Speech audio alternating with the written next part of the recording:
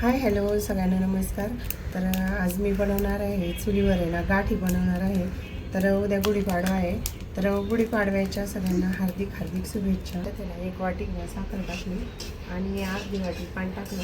तर चांगलं पाक होईपर्यंत ना ते असं वितळून घ्यायचं साखर.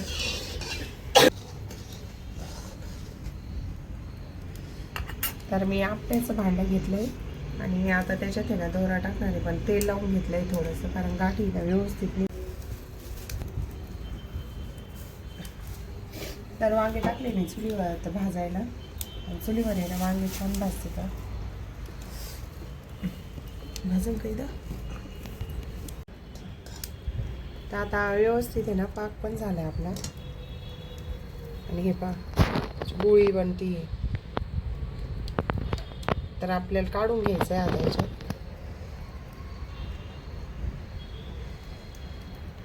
थोडंसं काढू दे.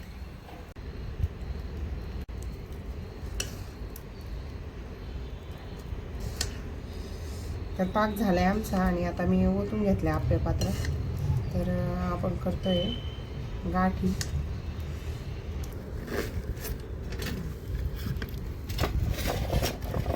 तर आमचा रात्रीचा मेनू आहे कोबीची भाजी आणि वांग्याचं भरीत.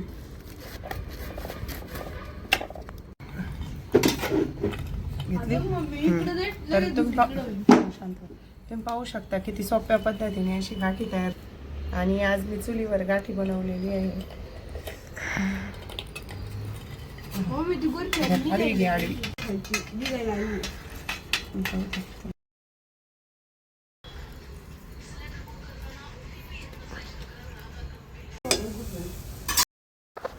तर माझी कोबीची भाजी झाली होती आणि आता मी लगेच भाकरीला लागले होते.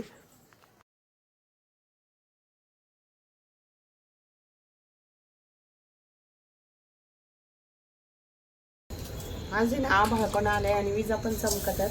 रानपटपट स्वयंपाक करून राहिले आणि मी चूल मांडल्यानंतरच चालू झालं होतं विजा चमकायला. आणि वारं पण सुटलं होतं. मी आधी काही माहीत नव्हतं, नाही तर मी काही चूल नसती पेटवली.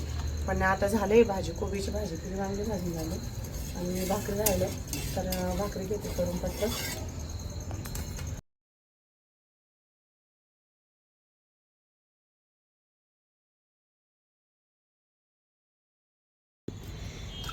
आणि प्रियंका आहे ना रुईला गेलेली आहे तिच्या माहेरी, आणि शिवांश पण गेलाय आणि आभी घरी नाही, त्याच्यामुळे श्रवण आणि मीच आहे दोघं चुलीपाशी.